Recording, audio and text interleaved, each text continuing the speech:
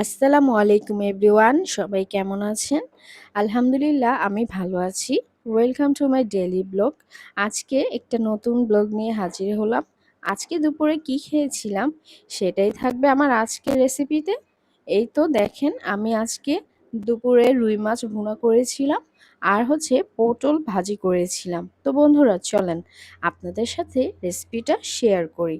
প্রথমেই আমি রুই মাছ ধুয়ে ভালো করে এতে লবণ, হলুদ, নুন মাখিয়ে আমি রেখে দিলাম একটু ম্যারিনেশন হওয়ার জন্য। পাশেই আমি ভাজতে দিয়ে দিব। তো ভালো করে নুন হলুদ মাখিয়ে রেখে এখন আমি তেল গরম করে এতে মাছগুলো ভেজে নিব।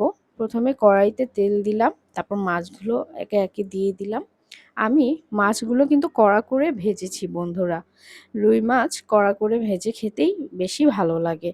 তারপর আমি পাশেই যে রান্নাটা বসিয়ে দিয়েছি। প্রথমেই তেল গরম করে তাতে পেঁয়াজ কুচি দিয়ে দিয়েছি। এরপর পেঁয়াজটা হালকা লাল হয়ে আসলে এতে আমি আদা রসুন বাটা, জিরা বাটা আর সামান্য একটু পেঁয়াজ বাটাও আমি একসাথে ব্লেন্ড করে রেখেছিলাম, সেটাই দিয়েছি।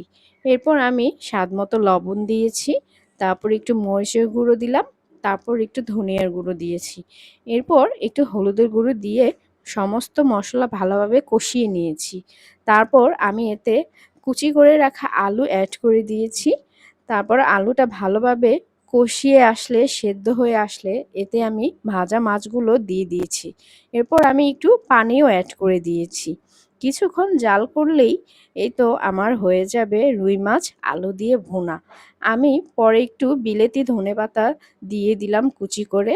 এই তো আমার রুই মাছ কিন্তু হয়ে গিয়েছে বন্ধুরা। দেখেন দেখতে কত সুন্দর হয়েছে।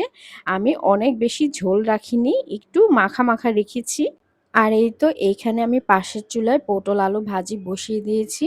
পটল আলু কুচি করে সাথে কাঁচামরিচ পেঁয়াজ কুচি করে একসাথে ধুয়ে ঝরিয়ে রেখেছিলাম। তারপর তেল গরম করে তাতে নুন হলুদ দিয়ে একসাথে বসিয়ে দিয়েছি। তারপর আমি এই ভাজিটা তেলের মধ্যে ভাজা ভাজা করেই ভাজিটা করে নিয়েছি। এই তো আমার পটল আলু ভাজি কিন্তু হয়ে গিয়েছে বন্ধুরা। তো এই ছিল আমার আজকের সারাদিনের রান্নাবান্না। কেমন হলো অবশ্যই কমেন্টে সবাই জানাবেন। সবাই ভালো থাকবেন, সুস্থ থাকবেন। আল্লাহ হাফেজ।